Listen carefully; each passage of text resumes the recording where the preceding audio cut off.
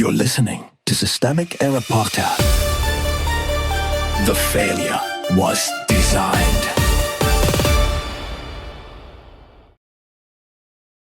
The stark difference between 2020 and 2026, based on an article by Tom Hartman.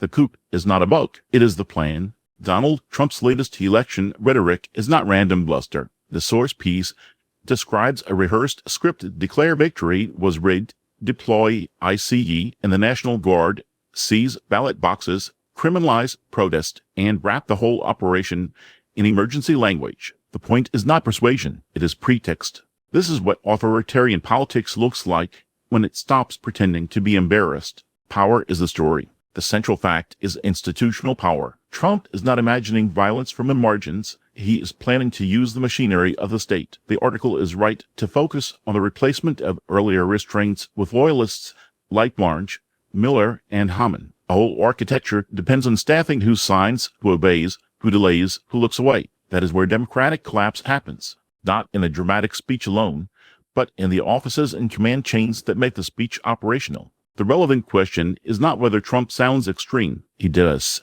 The question is whether the people around him are positioned to turn that extremism into state action. The source says they are. Misdirection is the method. The framing here is not confusion. It is a deliberate laundering of intent. Trump, according to the source, would blame Democrats, foreigners, and communist radical domestic terrorists for the very instability his own orders would create. That is classic authoritarian inversion: provoke the disorder, then use the disorder as justification for more power. The article is also clear on motive. This is about avoiding investigation, avoiding conviction, and preserving personal impunity. That matters because it strips away the comforting lie that this is about election integrity or public safety. It is about one man's legal survival and the faction built around him. The citizens are not the client. His freedom is.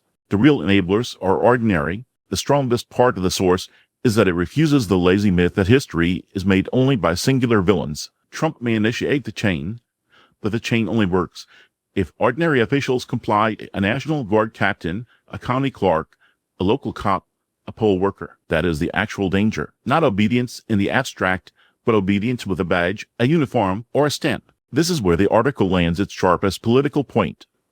Authoritarian outcomes are assembled by small acts of compliance under pressure, each one rationalized as temporary, procedural, or above one person's paid rate. That is how democratic institutions die, while their personnel still insist they are just doing their jobs. ICE has no democratic role. If ICE is in the story, the democratic answer is abolition, not reform theater. ICE is built for coercion, family separation, fear, and political intimidation. A federal force that can be turned toward ballot suppression, and domestic terror is not a neutral administrative tool with bad messaging. It is an instrument of state violence. The source's warning about masked ICE agents near ballot boxes should not be read as a narrow election security concern. It is evidence that the agency itself is structurally incompatible with democratic legitimacy. You do not train your way out of that. You do not oversight your way out of that. You dismantle it. Local officials are the front line. The article is right to push attention downward, because that is where resistance becomes real. County election officials, sheriffs, state legislators, governors, attorneys general, local lawyers, neighbors who know each other's names. These are the actors who can either absorb a command or refuse it. National drama is secondary to whether local institutions have already decided what they will do when pressure arrives. That is also why performative outrage is useless. Democratic survival will not be rescued by cable commentary or late-breaking speeches. It depends on whether local officials have the backbone, legal preparation, and public backing to say no when federal power comes dressed as emergency. The pattern beneath the story.